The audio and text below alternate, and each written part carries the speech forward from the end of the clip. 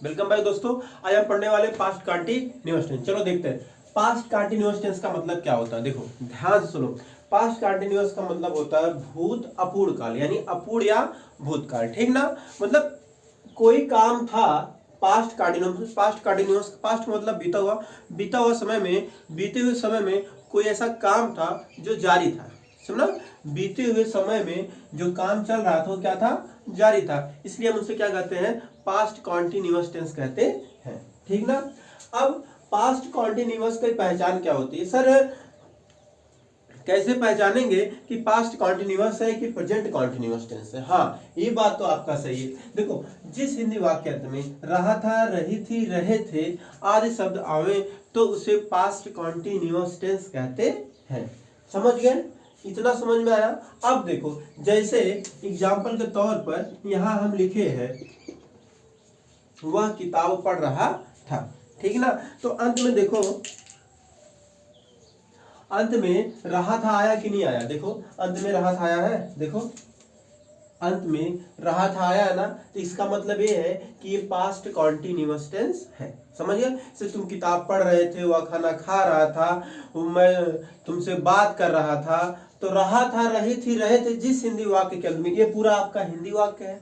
समझ में आया। उसके अंत में क्या है, रहा था, रही थी, तो ये क्या हो गया आपका पास्ट कॉन्टिन्यूअस टेंस है। क्यों, क्योंकि अंत में रहा था, रही थी, रहे थे आया है। अगर ये नहीं होता था थी, अगर रहा रही रही होता, रहा है रही है रहे होता, तो ये प्रेजेंट कॉन्टिन्यूअस टेंस हो जाता। समझ गए। तो अगर रहा था, रही थी, रहे आएंगे तो आप समझ जाना कि वो क्या है, पास्ट कॉन्टिन्यूअस टेंस है। इतनी बात समझ में आया। जैसे मैं स्कूल जा रहा था, मैं स्कूल जा रहा था, अंत में रहा था, रही थी, आया ना। ये क्या है, पास्ट कॉन्टिन्यूअस टेंस है। ठीक, देखो अगर आप लोग पिछला वीडियो अगर आप देखे हैं तो यस का मतलब आप समझते होंगे क्या होता है, सब्जेक्ट यानी कर्ता जो पहले लिखा जाता है। ठीक, जो काम को करता है वही क्या होता है, कर्ता होता है। अब वाज और वेयर दो चीजें हैं सर, इनका प्रयोग कैसे करेंगे। आपको पता होगा एक वचन क्या होता और बहुवचन क्या होता। अगर नहीं पता तो बता देते हैं। एक वचन मतलब जो कोई चीज एक हो वो एक वचन में होता है। जैसे ही हो गया आपका, क्या हो गया, ही, सी, इट, या नाउन, नाउन मतलब किसी का नाम आ जाए, ठीक ना।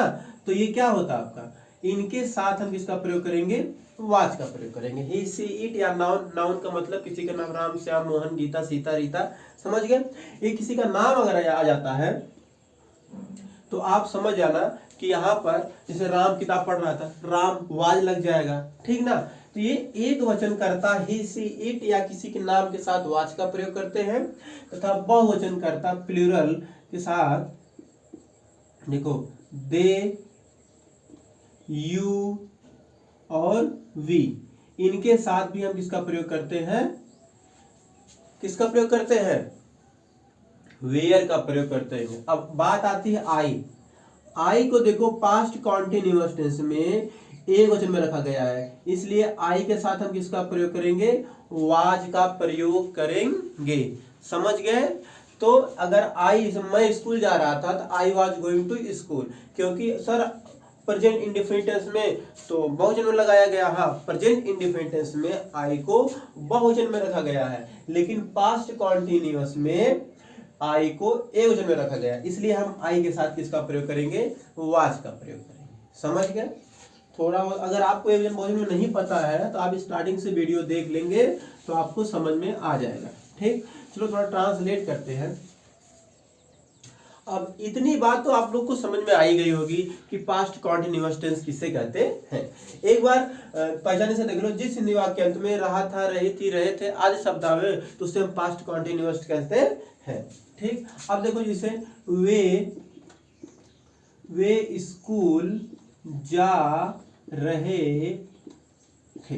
अब इसका हम ट्रांसलेट करेंगे तो देखो वे जो है बहुवचन ना था, आपको हम बताए थे कि आई, दे, यू, वी, सॉरी आई नहीं, दे, यू, वी के साथ हम किसका प्रयोग करते हैं, वेयर का प्रयोग करते हैं। वे हो गया, तुम हो गया, हम हो गया, जो बहुत ढेर सारी चीजें, बॉयज जैसे लड़के हो गए, ये सब क्या है, बहुवचन है, तो हम उनके साथ वेयर का प्रयोग करेंगे।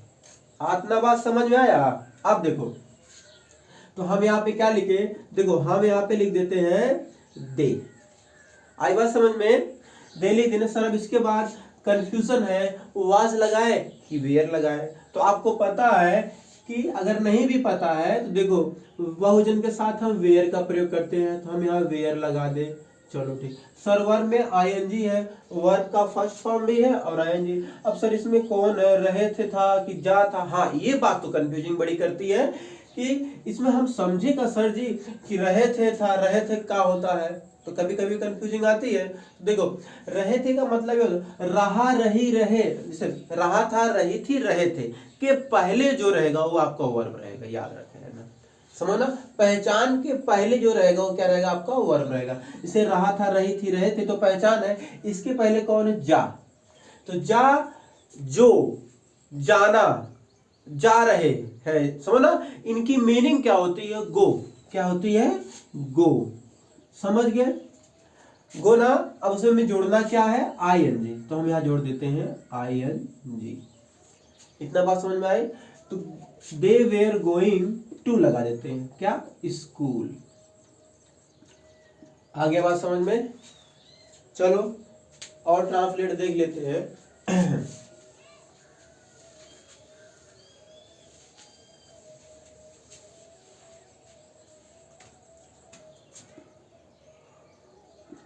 वह खाना खा रही थी, वह खाना खा रही थी।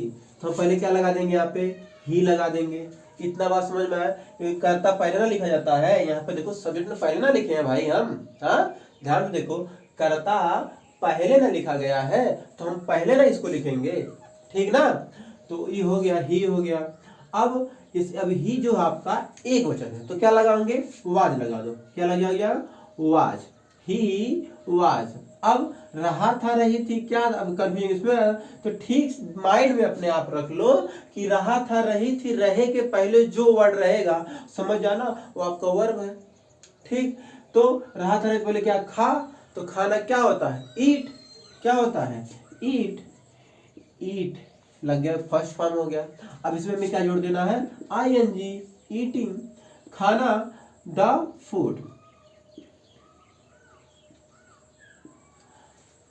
ओके। अब चलो देखते हैं। जुकाम हो गया, खांसी आ रही है। इतना चीजें अगर ना समझ में आए तो आप कमेंट बॉक्स में जरूर बता दीजिएगा, मैं फिर से इसको रिटर्न बना के डाल दूंगा, ठीक है। अगर कोई कंफ्यूजिंग रहे, अच्छा देखो ये वर्ब का फर्स्ट फॉर्म भी होता है, वर्ब का सेकंड फॉर्म, वर्ब का थर्ड फॉर्म, वर्ब का फोर्थ फॉर्म क्या होता है। सर थर्ड फॉर्म जानते थे, फोर्थ फॉर्म क्या होता है। हाँ भाई फोर्थ फॉर्म वही होता है जब क्रिया में आई एन जोड़ते हैं। जैसे इसका गो होता है, वेंट हो गया, गॉन हो गया। अब सर ये फोर्थ फॉर्म, अब इसमें क्या जोड़ देंगे, आई एन जोड़ देंगे। जिसमें आई एन जोड़ते वही फोर्थ फॉर्म हो जाता है, बस। देखो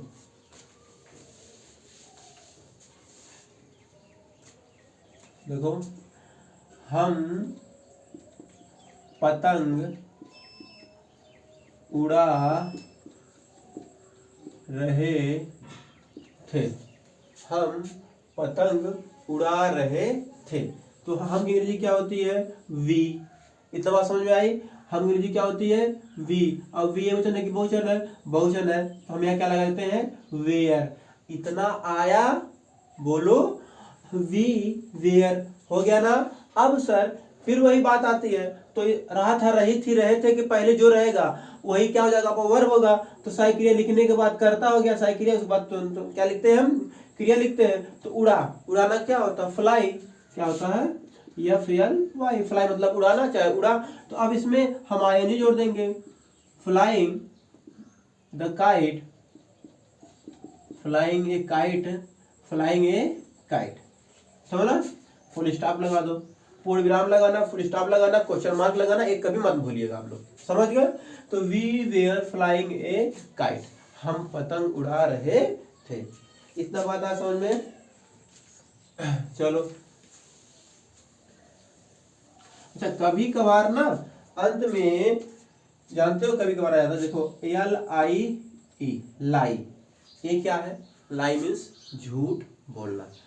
कभी कभार अगर सर इसमें हमें आईएनजी जोड़ना रहे तो फिर हम कैसे क्या जोड़ सकते हैं, LIEING, नहीं, ऐसा कभी भी नहीं जोड़ सकते। अगर हम देखते लास्ट में ई, आई और ई एक साथ आया है, समझ लो ना, तो हम जानते क्या करते हैं, अगर लास्ट में आई और ई, ध्यान सुन लो, अगर लास्टवा में समझ लो क्या आया है, आपका आई आया है और ई एक साथ आया है, तो हम क्या करते हैं पता है जब इसमें हमें आईएनजी जोड़ना रहता है तो देखो हम इसको ना हटा देते, आई और ई को, एकदम भाई आई ई तुम यहाँ से हट जाओ, उड़ जाओ, तो हम यहाँ पे क्या लगाते हैं वाई, और यहाँ पे आईएनजी हम जोड़ देते हैं। इतना बात ध्यान रखे रहना कि अगर एक साथ आई और ई आया है तो हम वहां पर उसको हटा करके वाई लगाकर आईएनजी जोड़ देंगे, लेकिन जब आईएनजी जोड़ना रहेगा तब भी। ओके, अब देखो जैसे लास्ट में ई आ जाए, समझ ना, लास्ट में ई आ जाए तो फिर क्या करना रहेगा, तो ई को हम हटा देते हैं, क्या कर देते हैं, ई को हम हटा देते हैं और उसमें आईएनजी जोड़ देते हैं। अगर अंत में ई आया है तो ई को हम क्या कर देते हैं, हटा देते हैं और उसमें हम आईएनजी जोड़ देते हैं। इतना बात समझ में आया, चलो ठीक है, इतना समझ में आ जाएगा तो अच्छे से वीडियो को शेयर कर दीजिएगा और लाइक करो बेटा, सब्सक्राइब करो, ठीक, ओके, थैंक यू।